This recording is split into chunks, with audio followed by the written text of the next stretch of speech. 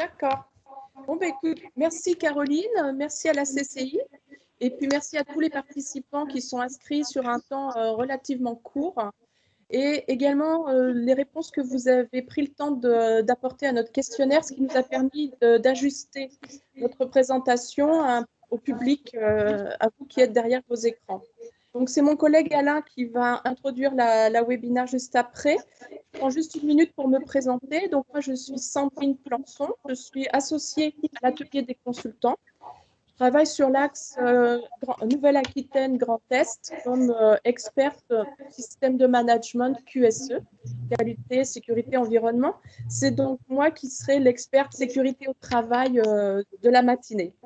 J'ai travaillé tout au long de ma carrière dans deux grands groupes internationaux de l'industrie.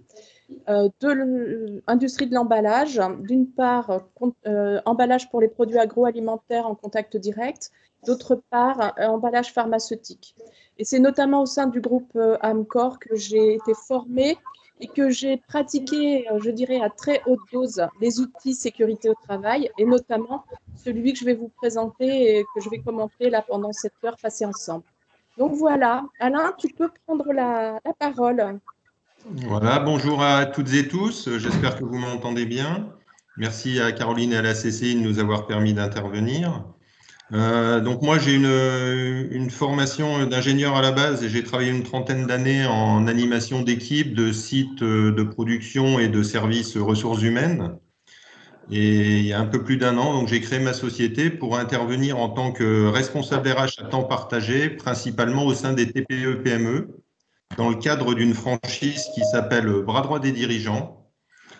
Et j'interviens donc principalement sur les territoires de la Meuse, de la Haute-Marne et de l'Aube, en sachant que je peux intervenir aussi sur des départements voisins.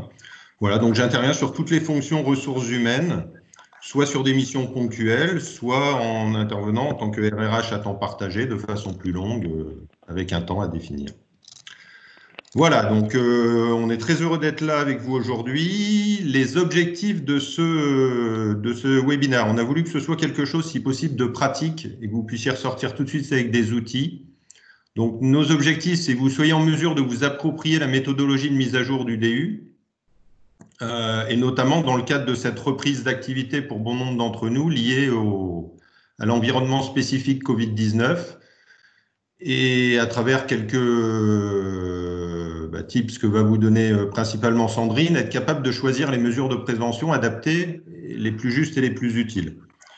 Donc le déroulement va se faire plutôt avec une forme où ce sera Sandrine qui interviendra principalement et moi j'interviendrai sur des petites interventions ponctuelles, sur des petits focus reliés plus à la partie ressources humaines.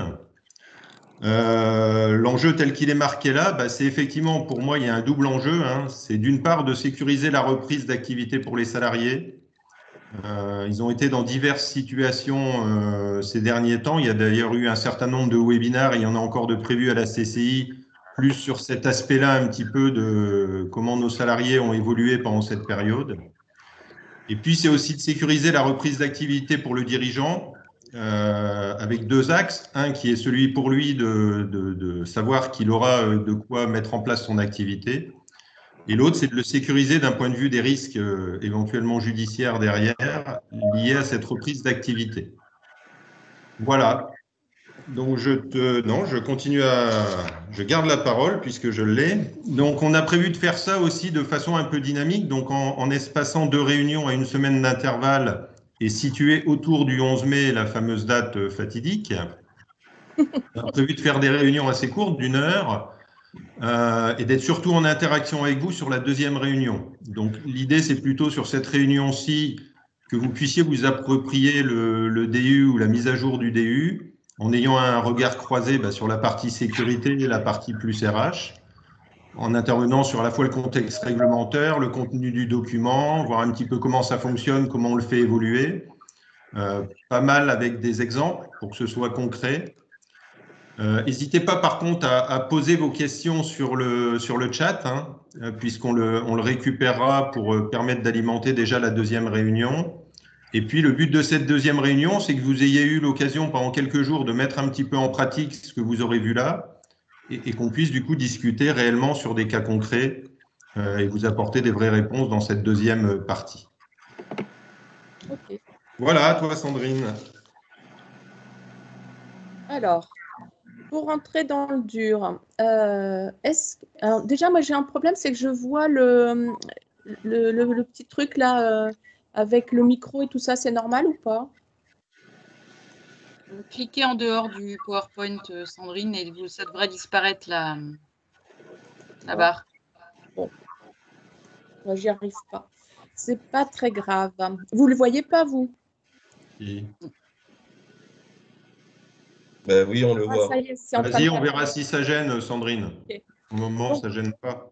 une petite précision, faire la différence entre le document unique et l'outil de gestion de crise ou le plan de continuité d'activité des entreprises tel que vous avez peut-être pu le mettre en place dans vos entreprises. Donc, le document unique, c'est un document qui est obligatoire. On va le voir tout de suite après. Il est rendu obligatoire par le Code du travail. Alors que le plan de gestion de crise ou le PCA, plan de continuité de l'activité de l'entreprise, c'est un document volontaire qu'on met en place dans les entreprises en suivant le plan national de prévention de la pandémie. Donc, c'est deux choses différentes, à savoir que le document unique va venir documenter votre plan de gestion de crise s'il existe. Donc, voilà, préambule. Alors, au niveau réglementaire. Alors, Sandrine, Ouais. je ne sais pas où sont les autres. Moi, je suis toujours sur la diapo 3. Hein. Normalement, on est à la 5. Caroline, ouais, C'est bon. C'est bon, ouais. Moi, j'ai pas la main. Moi, c'est Sandrine. C'est bon, Sandrine. Ça va?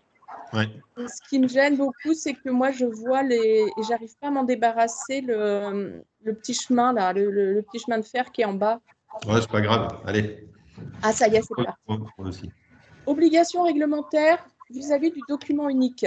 Je vous ai mis là les 3 articles qui correspondent au Code du travail qui décrivent tout ce qui est prévention documents. Je ne vais pas les lire. Vous les aurez in extenso dans le document qu'on va vous envoyer après la conférence. Juste, j'appuie sur ce qui est écrit en rouge. Le fond du document est imposé par le Code du travail, mais pas sa forme. On verra à la fin de la réunion. Toutes les formes sont possibles. Vous devrez utiliser celle qui vous convient le mieux. Attention, il ne traite que des travailleurs, que des salariés de l'entreprise. Il ne traite pas du public et des autres visiteurs. Et quand je parle des travailleurs, c'est sur le site, mais également à l'extérieur. Les gens qui sont en chantier, qui sont en déplacement professionnel ou en télétravail sont concernés par votre document unique. Donc, vous devrez les inclure dans votre démarche. Donc, on va voir maintenant ce qu'il en est pour les autres personnes présentes sur le site. Par exemple, le public, vous êtes 3/4 là, participants à la réunion qui avaient déclaré recevoir du public. Donc, la législation ERP ne prend pas en compte ce genre de risque et de contamination. C'est la loi d'urgence du mois de mars qui s'applique pour vous, pour le public.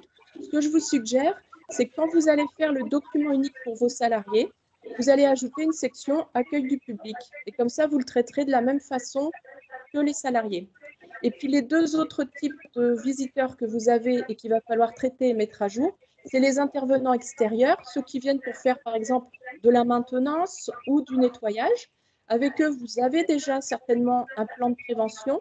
Il va falloir revoir ce plan de prévention, et on n'en parlera pas aujourd'hui, pour bien définir les règles de coactivité avec eux. De la même façon, pour les chauffeurs, quand vous avez du chargement ou du déchargement, vous avez des protocoles de sécurité. Et là également, il va falloir mettre à jour les protocoles pour mettre en place les mesures de prévention Covid. Je vais m'arrêter un tout petit peu sur cette diapositive-là, puisqu'il y a eu une publication du ministère de la Santé au mois d'avril qui a été mise à jour il y a quelques jours, là, le 1er mai. Et elle est intéressante parce qu'elle fixe bien les limites de responsabilité de l'employeur. Donc, je vais prendre le temps de la lire avec vous et vous le garderez en tête tout au long de la démarche.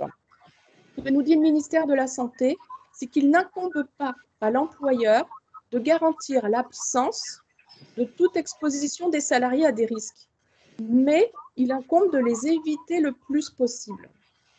Donc, vraiment, gardez ça en tête. Et puis, je vais passer la parole à Alain pour faire un petit complément là-dessus.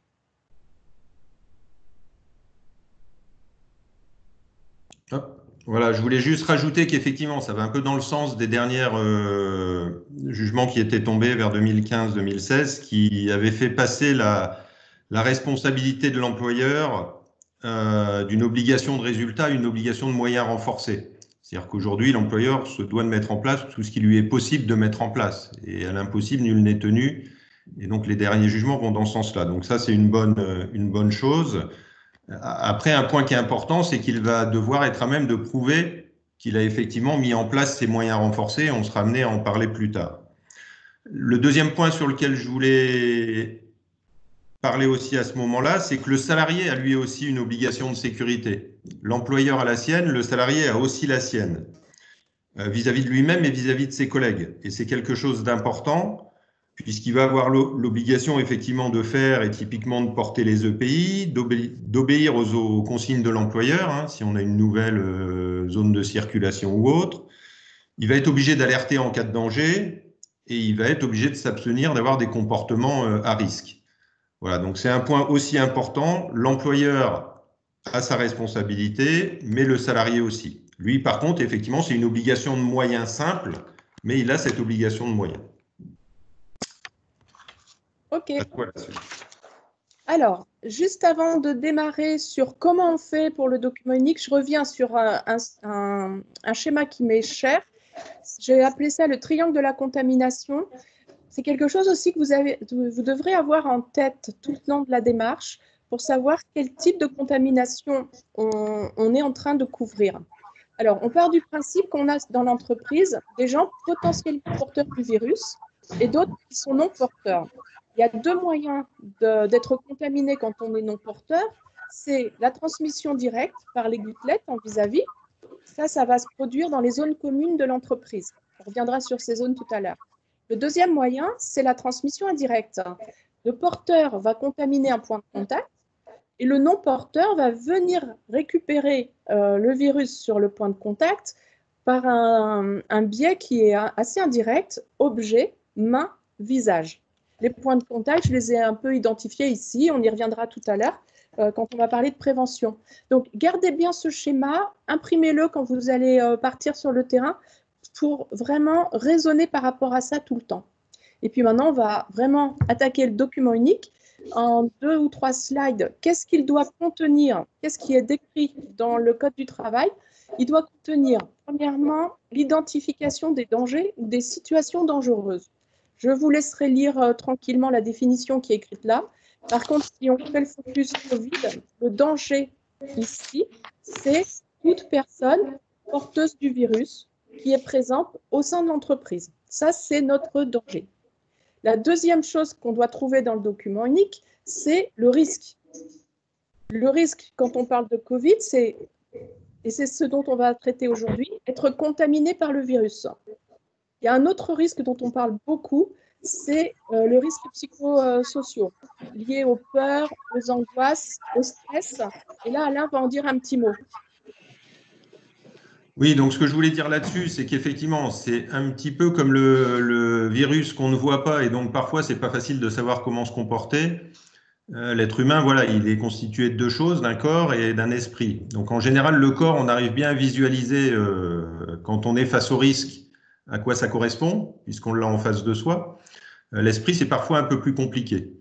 Et on est dans une période là qui est vraiment particulière parce que les gens ont vraiment vécu 2 mois spécifiques. On ne sait pas trop pour certains, on les a peut-être pas trop eu en contact dans quel état ils vont être au moment de la reprise. Certains vont peut-être être dans une euphorique parce qu'ils sont contents de revenir au boulot, ils ont vu personne pendant 2 mois et ceux-là, ils sont prêts à foncer et peut-être trop. D'autres qui vont être très anxieux, d'autres qui vont être angoissés. Là aussi, je reviens, il y a eu pas mal de choses qui ont été dites et faites là-dessus. Une chose qui est importante pour moi, c'est qu'il faut absolument prendre cette dimension-là. Ça va être une dimension très, très importante, soit directement, dans quel état est mon salarié quand il revient, soit aussi les différentes, on va le voir après, modifications d'organisation, etc., que je vais mettre en place. Est-ce qu'elles peuvent avoir à nouveau un impact sur ce côté RPS ? Parce que les gens vont se retrouver dans des situations différentes de travail par rapport à ce qu'ils connaissaient jusque-là. Le télétravail, par exemple, a été mis en place un peu à la hussarde par la force des choses. Pour certains, c'est le paradis, pour d'autres, ça a été l'enfer. Donc voilà, ça fait partie des points qu'il va falloir traiter et en tout cas ne pas mettre de côté. Ok. Donc, si je reprends la main, le troisième élément qu'on va trouver dans le document unique, c'est l'évaluation des risques. Pour évaluer les risques, je vous ai repris là la définition du Larousse. Évaluer, ça veut dire déterminer, fixer, apprécier la valeur de quelque chose. En l'occurrence ici, apprécier la valeur du risque. Pour faire ça, c'est intéressant de pouvoir avoir des critères mesurables, objectifs. Alors, la démarche, elle va être celle-ci. Vous allez choisir, si vous n'avez pas encore de document unique, ce qui n'est pas le cas dans l'enquête, vous avez dit que 3/4 d'entre vous avaient déjà le document unique. Donc, vous devez avoir déjà quelque chose qui ressemble à ça, là, une grille avec des critères et une façon d'évaluer ces critères-là. Donc, soit vous ne l'avez pas, vous choisissez, soit vous l'avez déjà et vous l'ajustez. Vous allez choisir des critères. Moi, ce que je vous propose, de base, il faut le critère gravité de l'impact. Donc, ça, c'est valable pour tous les risques de l'entreprise. Je pense que pour le Covid, celui qui va être intéressant, c'est d'avoir le niveau 4, le risque maximum. Ça m'agace parce que j'ai encore remis l'espèce de chemin de fer. Donc, sur la gravité, on va mettre une note à 4 parce que c'est un risque qui a des conséquences importantes. Ensuite, il faudra évaluer quelque chose qui va ressembler à la probabilité d'exposition. Très difficile d'évaluer la probabilité, c'est en général des moyens assez subjectifs. On va dire la probabilité est nulle, faible, moyenne, mais se mettre d'accord là-dessus, c'est compliqué. Donc, ce que je vous suggère, c'est de prendre le résiduel de fréquence multipliée par durée, puisque si on est exposé peu fréquemment, peu longtemps, la probabilité est très faible. Si on est exposé souvent, longtemps, la probabilité d'exposition, elle est forte. Donc, vous pouvez jongler avec quelque chose qui ressemblera à ça pour établir votre grille de cotation. Voilà, pour cette partie-là, évaluation des risques. Comment on va attribuer une note à chaque critère pour chaque risque tout à l'heure. Et là, j'ai à nouveau perdu le contrôle du PowerPoint, mais ça y est. Donc, le quatrième élément à obtenir dans le document unique, c'est vraiment la finalité, c'est les actions, les mesures de prévention.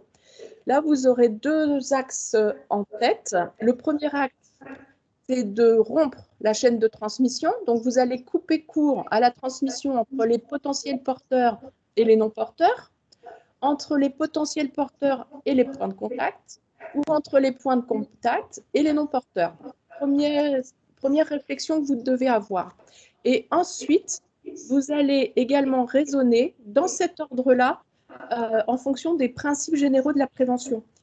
Je ne les ai pas tous mis, ils seront aussi à la fin du document, les 9, mais ceux qui nous intéressent, ils sont ici. D'abord, vous allez essayer de supprimer la situation dangereuse. On va voir comment. Ensuite, mettre en place des mesures organisationnelles, mettre en place des protections collectives et seulement à la fin, quand vous n'aurez pas pu faire le reste, mettre en place les protections individuelles. C'est comme ça qu'il faut raisonner, c'est comme ça qu'il doit être construit le document unique. Donc voilà, un petit rappel, il y a 4 éléments à avoir dans le document unique. Ils sont ici, vous les avez pour mémoire. Alors maintenant, comment ça marche? Comment on va faire? Tout ça, c'était de la théorie. Maintenant, on va aller vraiment sur le terrain pour mettre en place notre document. Là, j'utiliserai un outil qui s'appelle le PDCA, un outil d'amélioration continue, en 4 étapes. On va voir comment on prépare l'évaluation, comment on la planifie. Ensuite, comment on va collecter sur le terrain les données dont on a besoin. Comment on va évaluer en fonction des données qu'on aura récupérées chacun des risques et comment on va prévenir ces risques-là. Alors, première étape, l'étape verte. Je vous suggère de prendre vraiment un temps suffisant pour préparer votre évaluation. Bien définir qui va participer à cette évaluation-là. Donc, le Code du travail dit que c'est de la responsabilité du chef d'entreprise.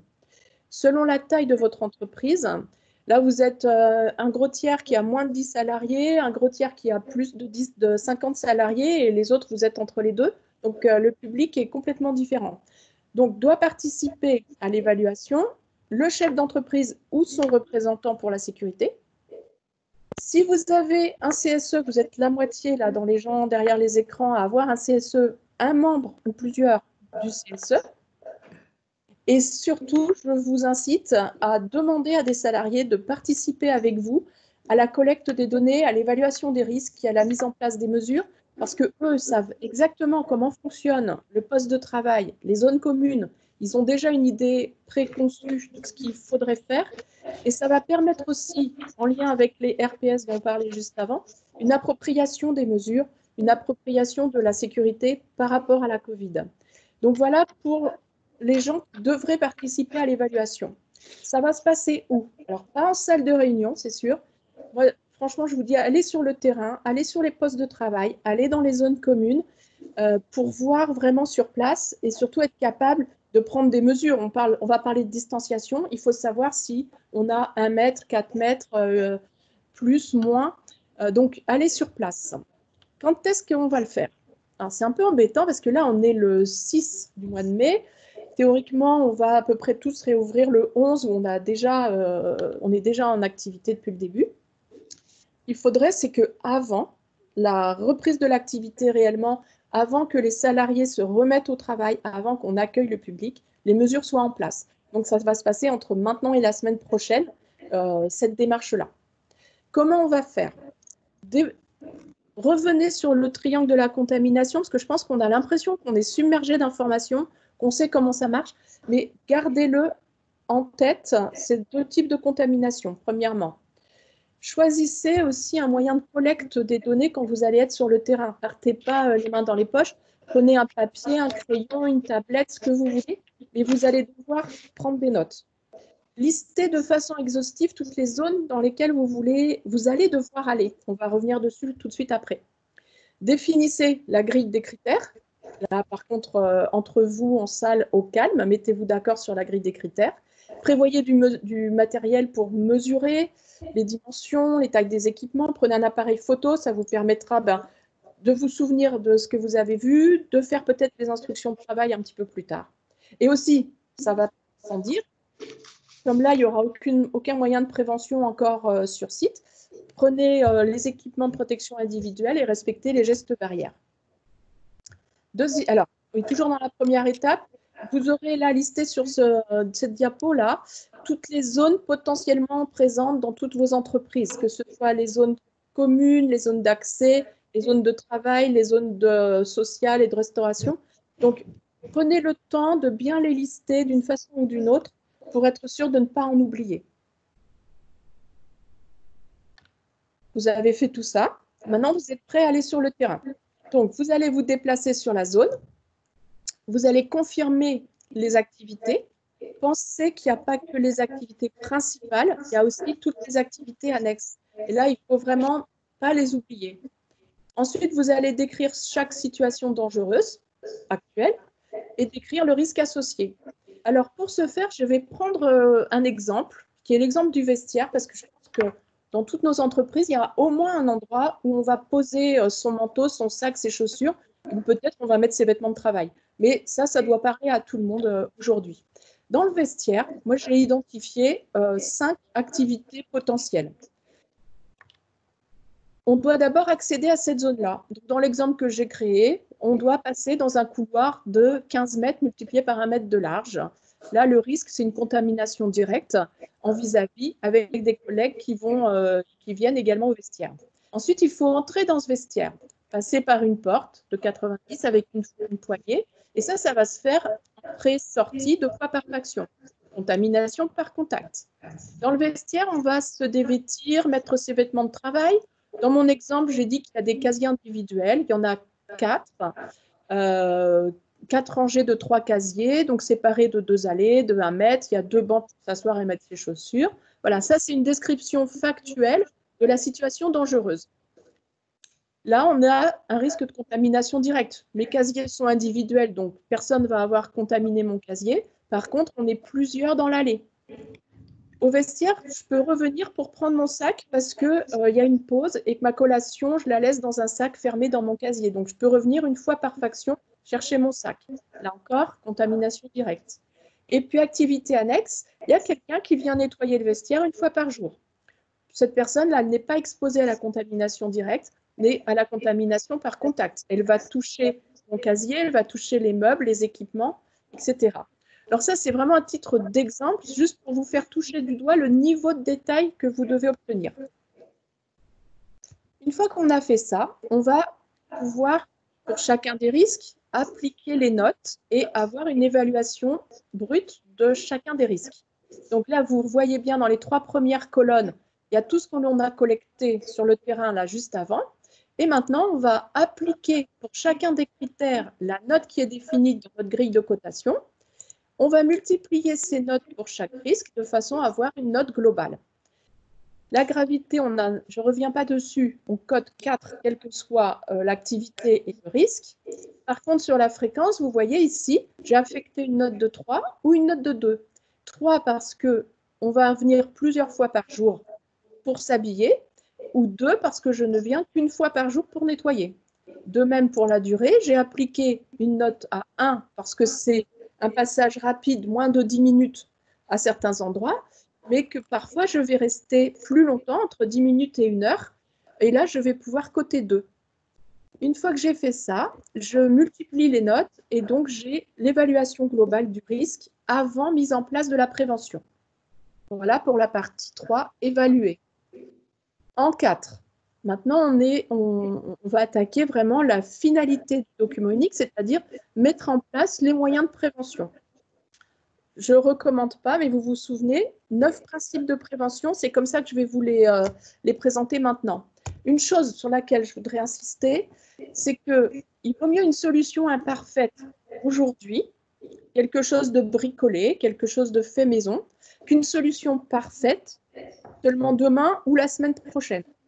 Donc, pensez vous pouvez faire du fait maison, du fait main, utiliser les moyens que vous avez à bord et après, vous allez les travailler, vous allez vivre avec et puis vous les remplacerez par quelque chose de pérenne puisque là, je pense qu'on est en train de partir sur quelque chose qui va devoir durer plusieurs semaines, plusieurs mois et peut-être même tout le temps. Mais tout de suite maintenant, faites, quitte à faire du bricolage, mais mettez en place les choses. Donc, toujours sur l'étape de prévention, d'abord, on va se préoccuper de savoir si on peut supprimer le danger, supprimer la situation dangereuse. Pour ce faire, on va se poser 2 questions. Est-ce que j'ai des porteurs avec symptômes sur le site? Réponse, oui. S'il est déjà chez lui, le porteur, et ça, ça va être les règles du gouvernement, du ministère, quand on est potentiellement porteur, si on ressent des symptômes, on reste chez soi. Par contre, c'est possible que les symptômes apparaissent quand on est déjà au travail. Et là, vous avez en tant que chef d'entreprise ou en tant que contact sécurité sur le site, dans l'entreprise, vous allez devoir prendre en charge cette personne qui va venir vous voir et vous dire « Oh là, je ne me sens pas bien ». Premièrement, c'est comme dans les avions, hein, vous vous protégez vous-même. Vous mettez en place, vous mettez le masque, la visière, des gants, vous mettez toutes les protections individuelles que vous avez. Vous vous isolez avec la personne dans un bureau, dans une infirmerie, suivant les moyens que vous avez. Vous appelez le 15 et vous suivez les instructions du 15. Je n'ai pas marqué quoi que ce soit ici parce que c'est en train d'évoluer. Tous les jours, il y a des nouvelles préconisations réglementaires ou des autorités qui arrivent.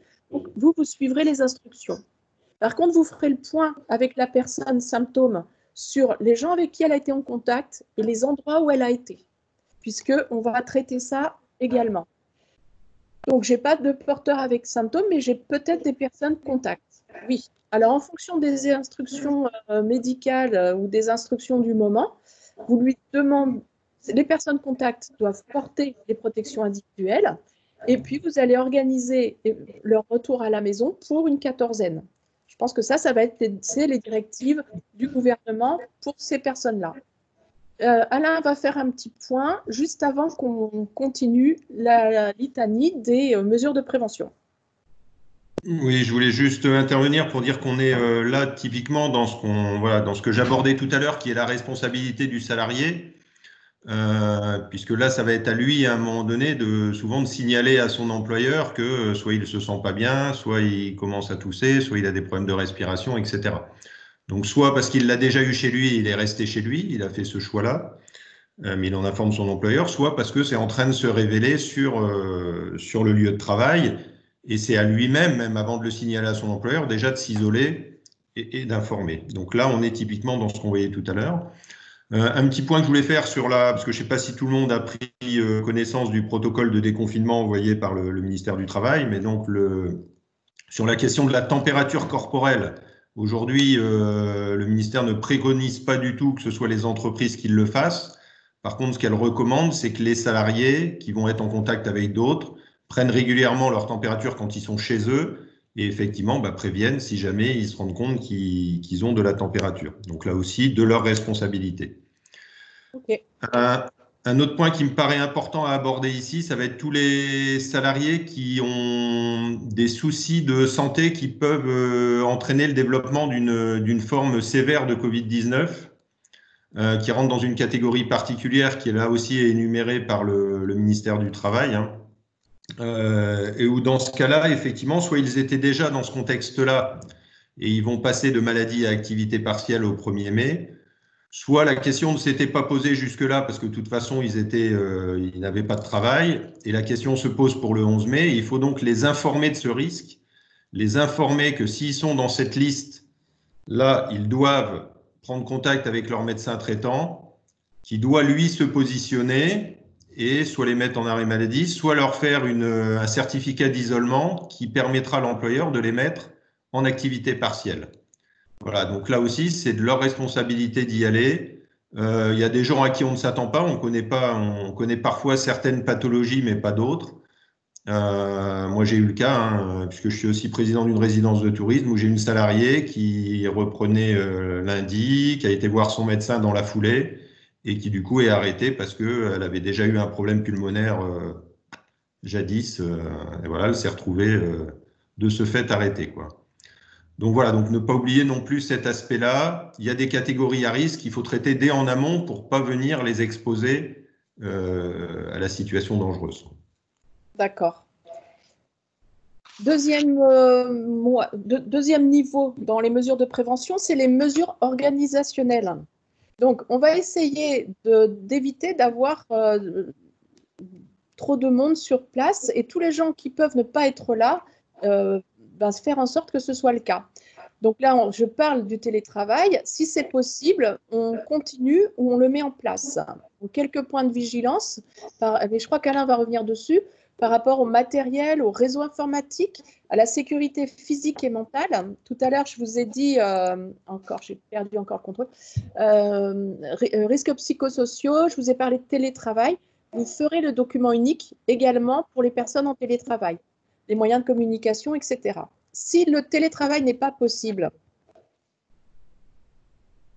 attendez, voilà. Est-ce que je peux modifier le flux des personnes? Oui. Par exemple, décaler les arrivées dans le temps, revoir l'organisation des pauses, limiter les réunions, planifier l'accès aux zones partagées. Tout ça, c'est des choses, c'est de l'organisation qui va permettre d'avoir le moins de monde possible au même endroit, au même moment. Un petit point RH avant de passer aux protections collectives. Oui, donc différentes choses. Un petit point, un petit complément par rapport à ce que pouvait dire tout à l'heure Sandrine et comme on est dans les mesures organisationnelles. Les mesures organisationnelles peuvent aussi nous amener à fermer des zones. Moi, j'ai vu des entreprises aujourd'hui qui ont dit on ne passe plus par les vestiaires. C'était trop compliqué pour eux à organiser un passage dans les vestiaires, on va dire raisonnable et en sécurité, et qui ont dit les gens se changent chez eux. Il faut que cette mesure-là soit pas pire que la première, mais il faut savoir qu'on peut arriver dans les situations organisationnelles à complètement fermer un certain nombre d'espaces qui étaient ouverts avant. L'autre point sur lequel je voulais revenir, c'est effectivement le télétravail. Le télétravail, comme je le disais tout à l'heure, on l'a mis en place à la Hussarde parce qu'on s'est retrouvé du jour au lendemain à devoir arrêter et voir comment on pouvait s'organiser. L'État a dit mettons en place du télétravail. Pour ceux pour lesquels ça existait ou ça préexistait déjà avant, ça s'est mis en place plus ou moins bien. Pour d'autres, pas. Il faut savoir que là, on peut avoir différentes réactions, hein. Il faut déjà s'assurer effectivement que le salarié a les moyens de télétravailler correctement. Il faut essayer de prendre en compte aussi sa situation familiale, hein. S'il a 3 enfants à la maison, qu'il est dans un F2 et qu'il essaye de télétravailler, c'est forcément plus compliqué que celui qui est célibataire à la maison et qui a tout ce qu'il faut. Donc, c'est des éléments qu'il faudra prendre en compte, qu'il faut intégrer effectivement dans le DU, hein. Le télétravail, c'est aussi quelque chose où on se retrouve du coup en permanence sur les écrans, où on est déjà beaucoup, on l'était peut-être moins quand on était au travail parce qu'on alternait du dossier et du bureau. Donc à la fois sur la tenue physique, quelle attitude je dois avoir par rapport à mon poste de travail, faire des pauses régulièrement, se lever, bouger. Il y a différentes actions à mettre en place pour aussi physiquement tenir le coup. Et puis psychologiquement, il faut arriver à déconnecter par moment. Donc là, ça pourra faire l'objet, on en parlera un tout petit peu aussi tout à l'heure, par exemple, de mettre en place à ce moment-là une charte du télétravail, en allant voir les gens qui ont télétravaillé, comment ça s'est passé pendant cette période, qu'est-ce qu'il faudrait améliorer, qu'est-ce qu'il y a de bon à retenir qu'ils ont pu mettre en place. Donc s'enrichir aussi des expériences que les gens ont vécues pendant cette période-là pour alimenter justement le document unique, quoi. L'autre point, c'est que les changements d'organisation, s'ils sont petits, ils peuvent se faire assez spontanément et on informera juste les personnes concernées. Si c'est plus large, il faut savoir aussi qu'au début, on se disait, tiens, on va mettre un peu en place des mesures de façon très ponctuelle, ça va durer 2-3 semaines ou un mois. Voilà. On sait maintenant qu'on est plutôt parti quand même avec de fortes chances pour plusieurs mois, donc pour un temps qui va être long, et donc on va être amené à formaliser un certain nombre de choses. Si on modifie clairement l'organisation du temps de travail en allant un peu plus loin, en mettant en place des équipes postées, en travaillant sur la modulation, des choses comme ça, ben, il ne faut pas oublier que là, il y a un cursus réglementaire à mettre en place avec consultation du CE, voire négociation éventuellement d'un accord qui peut être un accord à durée déterminée, hein, pendant la durée de cette situation. Voilà, donc là aussi, il faut être ouvert, mais il y a des réponses à trouver, sans oublier le côté légal. Et sur ces points de vue-là aussi, vous pouvez consulter la médecine du travail par rapport aux nouvelles organisations que vous allez mettre en place, parce qu'il ne faut pas non plus venir ajouter un nouveau risque en essayant d'en solutionner un. Donc il y a aussi des contraintes sur les horaires postés ou les horaires de nuit, donc il ne faut pas vouloir résoudre un risque Covid-19 et en créer un autre qui va être un risque sommeil et donc tout ce que ça peut entraîner. Exact. Voilà. Ok, merci. Je passe au niveau 3 de la prévention, c'est-à-dire les protections collectives.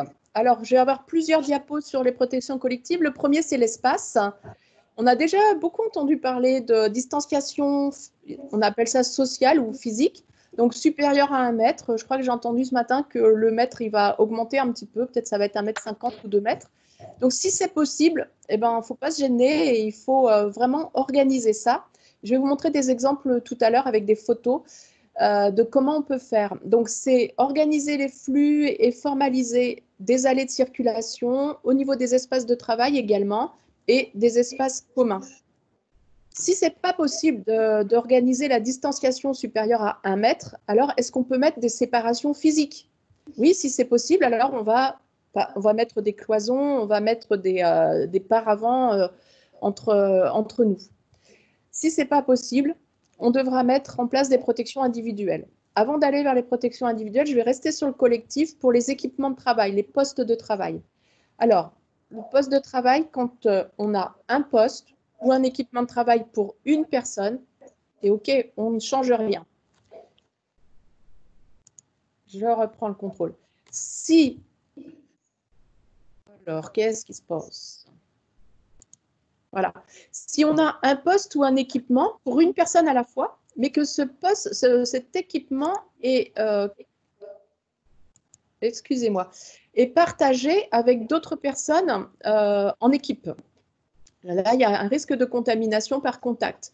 Donc, à la prise de poste et à la fin, on va peut-être protéger les équipements. J'ai vu qu'on pouvait mettre du film étirable sur des claviers, par exemple, sur les téléphones. Pourquoi pas? On le met, on l'enlève à la fin, on le met à la poubelle, on ferme le sac poubelle, on le jette. Sinon, nettoyer les points de contact à la prise de poste et à la fin de poste. Et puis, se désinfecter, se laver les mains régulièrement. Ça fait partie maintenant de nos habitudes. Pourquoi je dis à la prise de poste et à la fin de poste? On pourrait considérer qu'on ne le fait qu'à la fin de poste. Mais ça sous-entend qu'il faut vraiment être sûr que le collègue l'a fait avant qu'on arrive.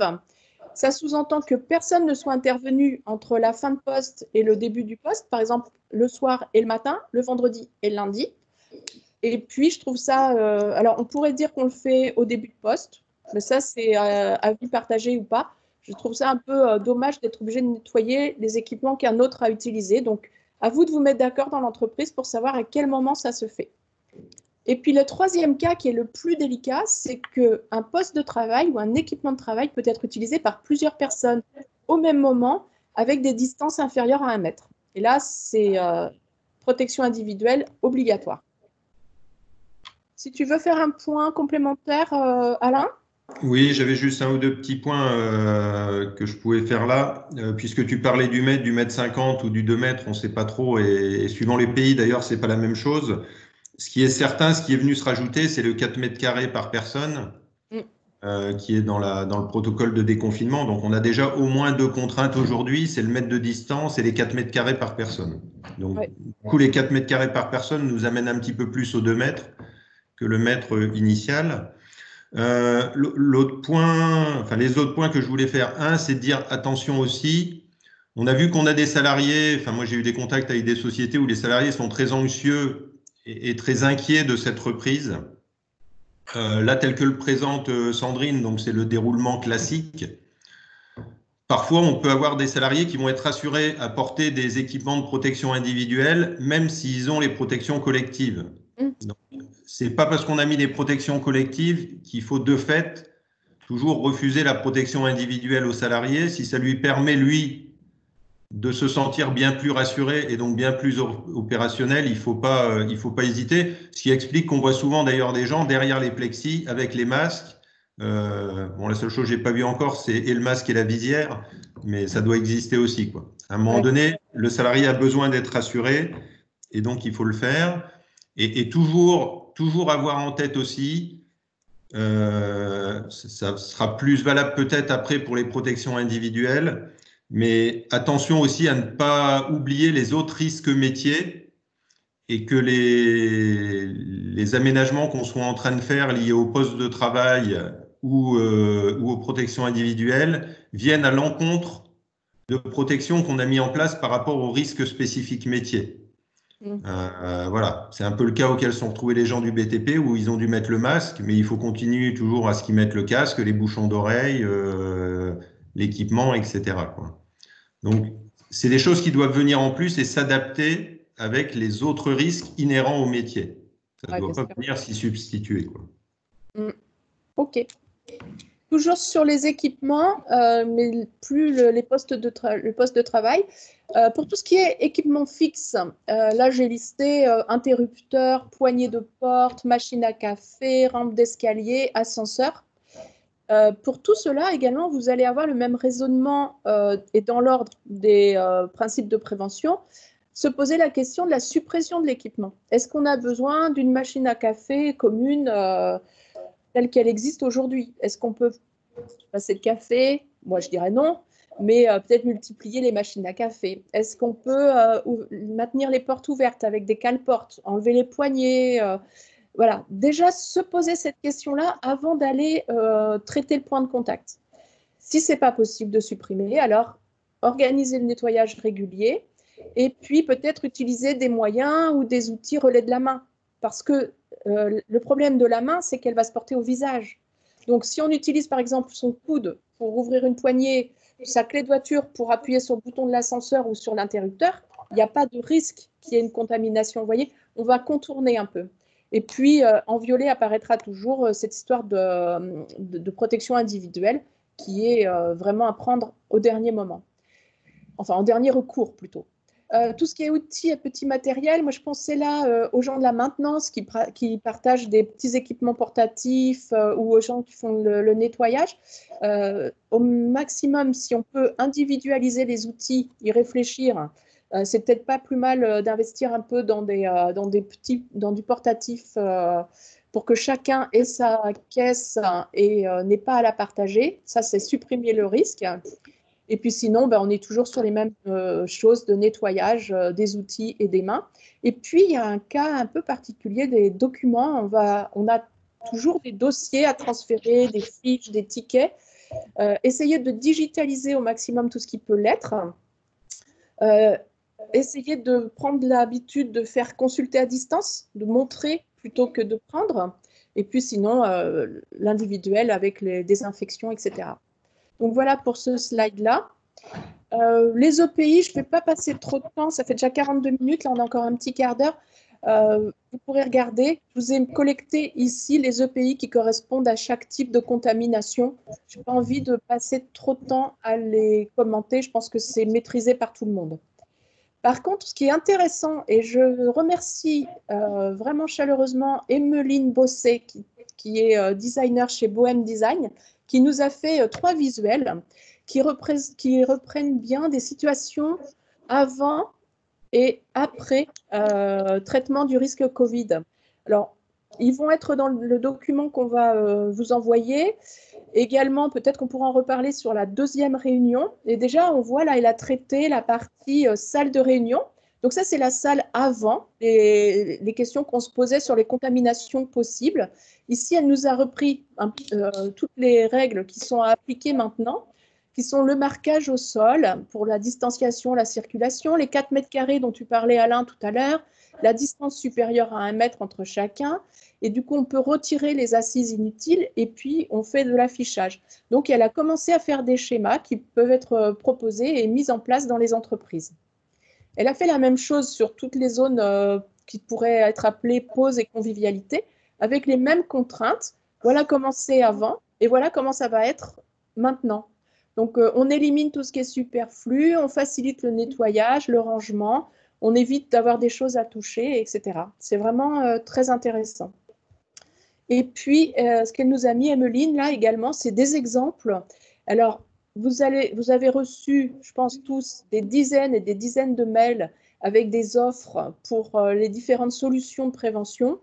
Voilà, on en a mis quelques-unes ici, les moyens pour se désinfecter les mains, pour formaliser les distances, pour faire de la séparation individuelle, collective.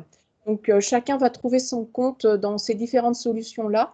Si vous utilisez vraiment les principes de prévention, vous devriez trouver celle qui vous va bien.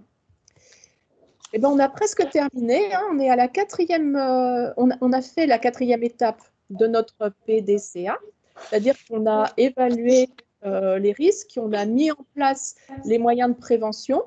Moi, ce que je vous suggère, ce n'est pas une obligation dans le Code du travail, hein, c'est une fois que vous avez mis en place les moyens de prévention, de les évaluer pour vous poser la question de quels critères vous avez fait baisser avec ce moyen de prévention-là.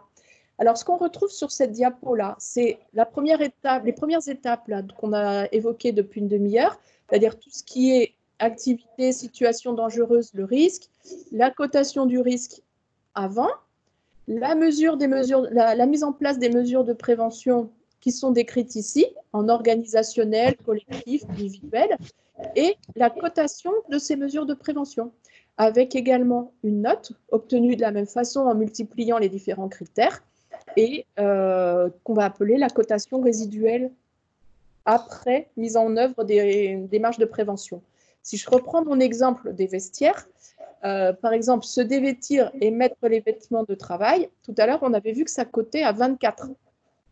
Eh bien, avec les mesures qu'on pourrait mettre en place maintenant, qui seraient de décaler les arrivées, d'imposer qu'il n'y ait qu'une personne dans chaque allée de mon vestiaire imaginaire, alors je vais faire tomber la note de fréquence à 1. Et donc, le risque, il va tomber à 4, alors qu'il était à 24, uniquement en faisant ça. Voilà, je vous passe les autres exemples de mesures de prévention. Je pense que là, vous avez compris le principe. Exemple de document finalisé, puisque maintenant, vous êtes arrivé au bout. Vous avez fait tout votre cheminement. Alors, en général, dans les entreprises, et moi, c'est ce que j'avais mis en place quand j'étais en poste dans l'industrie, c'est un tableau Excel. Ah, comment ça se fait que je suis arrivée là? Je reviens. C'est que je dois appuyer sur des boutons que je ne devrais pas. Donc, le document Excel, c'est vraiment l'outil qu'on trouve à peu près partout.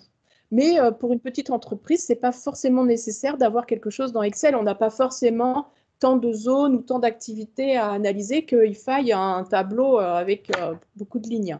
Vous pouvez utiliser par exemple ce genre d'outil, un flux avec les différents risques, les mesures de prévention. Vous verrez sur le document qu'on va vous envoyer, là, ce n'est pas très visible, mais on a bien mis en place les mesures organisationnelles, le collectif, l'individuel. Ça marche aussi, c'est aussi un document unique.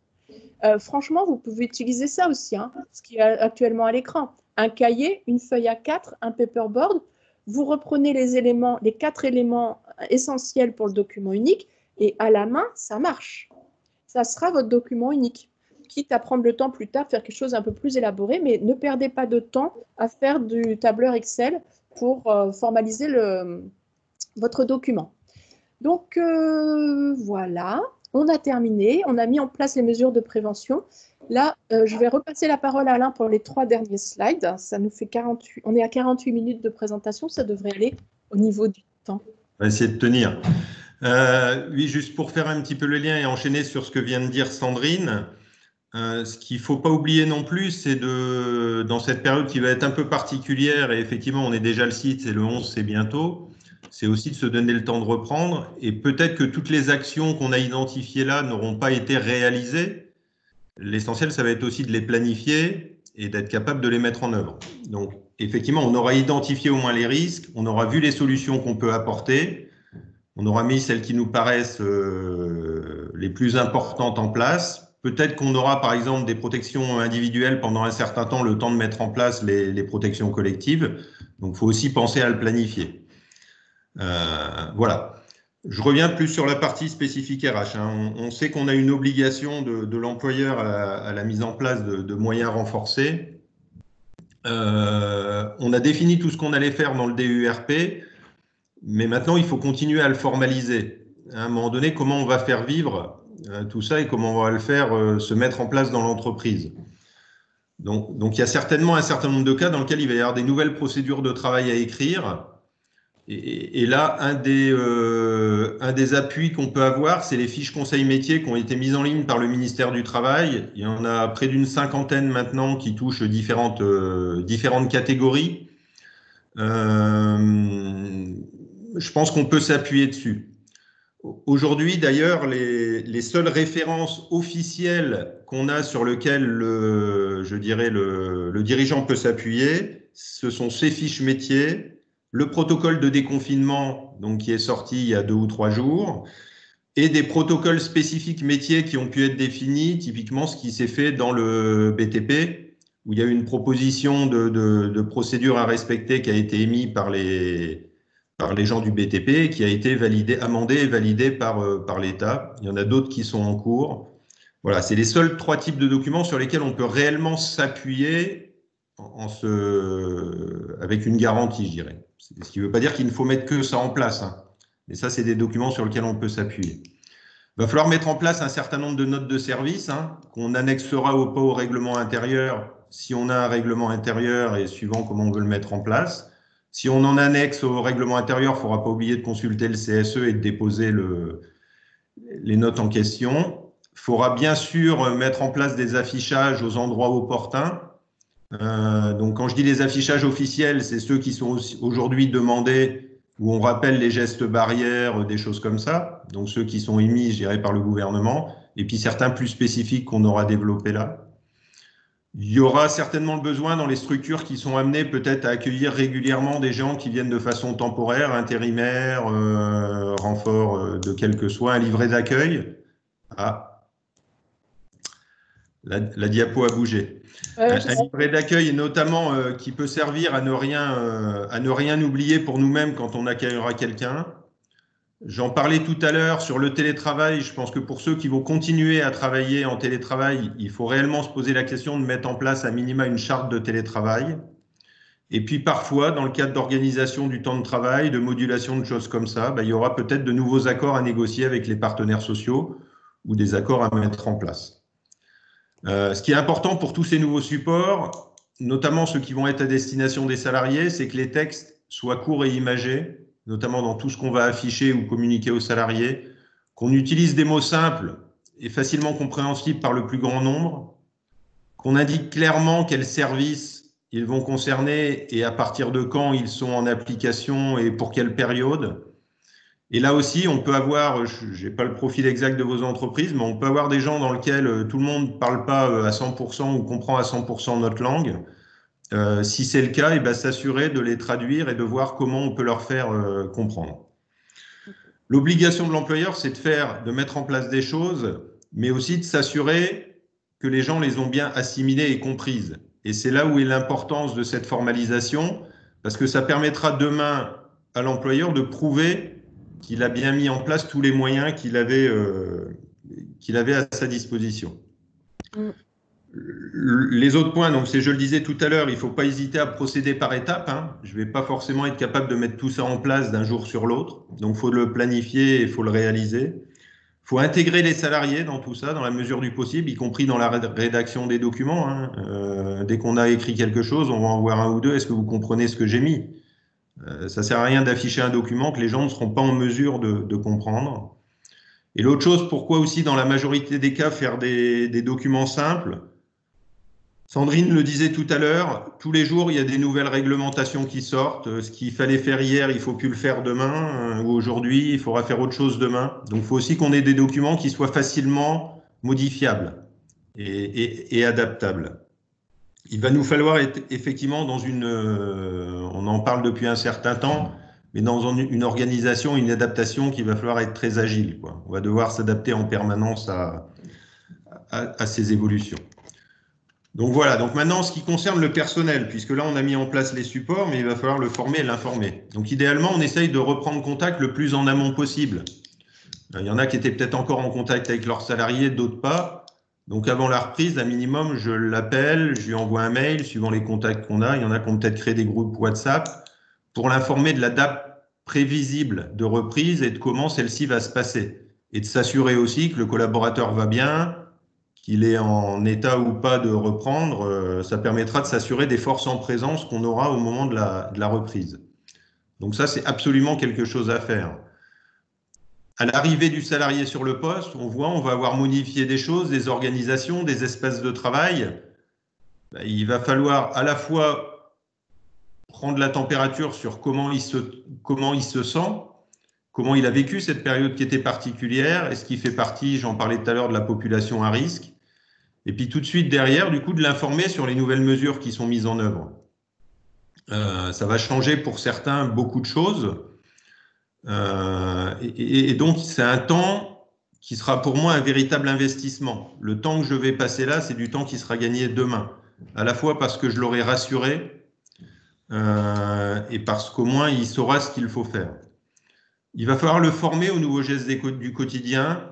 Même si on a tous entendu parler qu'il faut se laver les mains et mettre un masque, quand je vois comment les gens se comportent dans la rue, je me dis que forcément, ils ont tous entendu parler, mais il y en a sûr beaucoup qui ne savent pas comment on met un masque, comment on l'utilise, comment on le retire, et je pense qu'il y en a au moins autant qui ne savent toujours pas comment il faut se laver les mains ou se mettre du gel hydroalcoolique.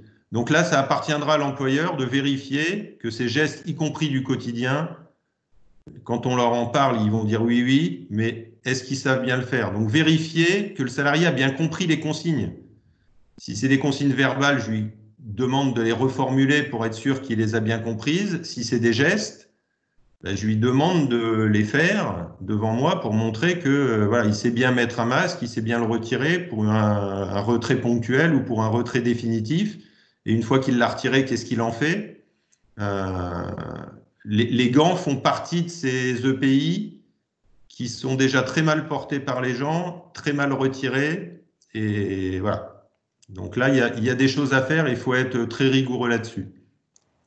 Et puis enfin, il va falloir enregistrer cette information et cette formation. Et à travers cet enregistrement, en général, ce qu'on retrouve, c'est à la fois que le salarié s'engage, dit qu'il a compris les consignes et s'engage à les respecter. Donc nous, ça nous sert de preuve comme quoi, effectivement, on l'a informé, formé aux nouvelles règles. Et puis, en même temps, pour lui, il y a une forme d'engagement qui est aussi importante. Et notamment, en cas de risque demain et de contamination avérée dans l'entreprise, ça permet réellement de montrer qu'on a mis en place tout ce qu'il fallait, quoi. Voilà, voilà. Donc, un dernier petit point pour conclure. Hein. On a bien vu qu'on était dans quelque chose de vivant. La première chose qui est importante, parce que je l'ai vu faire aussi, on écrit plein de choses dans le DU. On va tout faire, ça va être nickel, sauf qu'on ne met rien en place.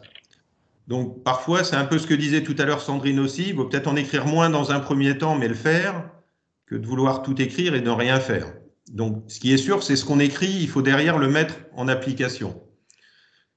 Il appartient aussi à l'employeur de mettre à disposition des utilisateurs les moyens. Ce n'est pas le tout de lui dire qu'il faut porter un masque. Si on ne lui en met pas à disposition, il n'est pas prêt de porter un masque. Hein. Lave-toi les mains toutes les 2 heures. S'il n'a pas de point d'eau et pas de gel hydroalcoolique, je ne sais pas comment il va faire. Donc, il faut s'assurer que tout ce qu'on lui demande de faire aux salariés, on lui a mis les moyens de le faire. Enfin, les premières étapes, quand les gens vont reprendre, on va confronter les mesures qu'on a prises à la réalité du terrain. Et souvent là, on va se rendre compte, alors, plus on a intégré les salariés en amont, plus cette étape-là va être facile. Moins on a eu l'opportunité de les intégrer, plus cette étape-là va être importante, parce qu'effectivement, on va se rendre compte que ce qu'on a imaginé, même si on est allé sur le terrain pour le faire, quand tout le monde est revenu, c'est plus pareil que quand on était à 2 ou 3 à faire le tour dans l'atelier, quoi. Donc là, il faudra peut-être ajuster les mesures qu'on a prises pour les rendre plus pérennes et plus efficaces. L'autre point que j'ai toujours vu aussi, c'est pour moi là l'employeur encore plus que d'habitude, le dirigeant, il va devoir être exemplaire et cohérent sur les mesures qui sont prises. On a bien vu à quelle vitesse a circulé sur les réseaux la petite tape sur l'épaule d'Édouard Philippe à Olivier Véran quand ils ont présenté je ne sais plus quelle intervention à quel moment, et aussitôt ça a flirté bonjour les gestes barrières. Voilà. Donc nous-mêmes soyons irréprochables. C'est comme le patron qui impose les chaussures de sécurité à ses salariés dans l'atelier, mais qui, lui, va toujours en mocassin, quoi. À un moment donné, forcément, ça ne peut pas fonctionner.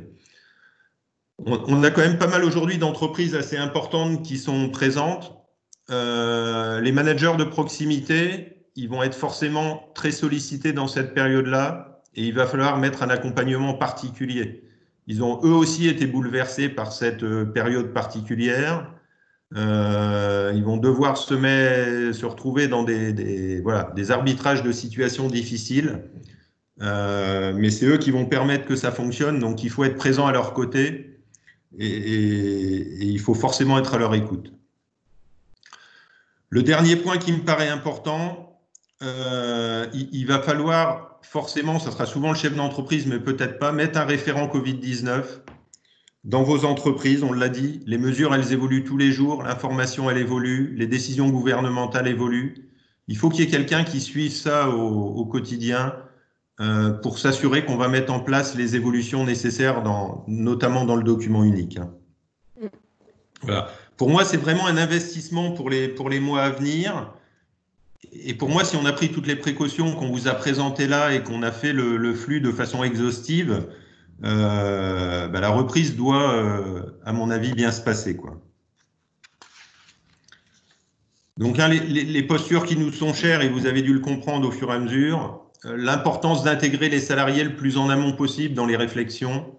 Le CSE, bien sûr, quand il y en a un, parce qu'il doit faire partie de l'organe de réflexion, et co-construire avec eux les nouvelles règles. On sait bien que c'est plus facile d'appliquer une règle qu'on s'est mis soi-même en place. C'est déjà pas toujours simple, mais si on a participé à la décision, on sera beaucoup plus acteur que d'une règle qui vient des autres et dans laquelle on n'a pas participé. Donc l'intégration des salariés le plus en amont, ce sera essentiel. Le maître mot pour moi, c'est communiquer. On en parlait, on communique avant, on commence à informer les salariés qu'on va reprendre, de ce qu'on va mettre en place, de s'ils veulent venir participer justement à l'évaluation des risques. On communique pendant, dès qu'ils arrivent, et effectivement, on communique avec eux sur ce qu'on a prévu de mettre en place. Et tout de suite après, effectivement, on est à leur écoute sur toutes les remontées qu'ils vont pouvoir nous faire, constructives bien sûr, sur ce qu'on va pouvoir améliorer. Le point qu'il ne faut pas oublier, c'est pour ça que j'ai mis aussi tout à l'heure la notion de livret d'accueil éventuel. On a un devoir d'information des salariés sur le document unique et donc sur ses évolutions principales. Il ne faut pas oublier tous les nouveaux embauchés qui risquent d'arriver rapidement, on l'espère, les intérimaires, toutes les forces vives qui vont venir renforcer les équipes. Il faut bien qu'on pense à les informer et à les informer au même niveau que les premiers. Il ne faut pas oublier non plus nos prestataires qui éventuellement vont à un moment donné être amenés à interagir avec nos salariés dans l'entreprise. Enfin voilà. Il faut vraiment n'oublier personne et s'ouvrir le plus large possible. Je te laisse le mot de conclusion, Sandrine. D'accord. Donc, prochain rendez-vous mercredi le 13 à 11h. Caroline va vous envoyer. Alors, comment on fait, Caroline, d'ailleurs? Tu vas envoyer un formulaire d'inscription? Oui, je vais renvoyer sur le même procédé que pour celui-ci. Je vais renvoyer un emailing avec un formulaire d'inscription pour ceux qui souhaitent participer à la deuxième session qui sera mercredi prochain à la même heure à 11h. D'accord. Et donc, avec le lien, on enverra à nouveau un questionnaire avec seulement 2 questions ouvertes. Quel est votre retour? Quelles questions avez-vous suite à la mise en place au début de mise en place du document unique? Et que voulez-vous aborder mercredi prochain? Et puis, on fera une petite synthèse de ça. Et puis, on verra comment on va pratiquer pour apporter des réponses et peut-être mettre plus d'échanges et de liens entre nous tous. Je ne sais pas, moi, je n'ai pas vu le chat. Est-ce qu'il y a des questions vraiment auxquelles on doit répondre aujourd'hui ou est-ce que c'est bien là? Alors, il y a Christophe qui a fait une petite remarque quant aux sanitaires, la fréquentation des sanitaires. Oui. Voilà, donc ça sera peut-être effectivement, ça fera peut-être partie des interventions de la semaine prochaine, les toilettes fréquentées le samedi, notamment jour de marché, donc inquiétude, comment on fait? D'accord. Voilà. Ok. Ça fait partie des petites remarques au fil de l'eau qu'on a eues. Et donc, c'est tout. Sinon, le reste, il n'y a pas eu d'autres.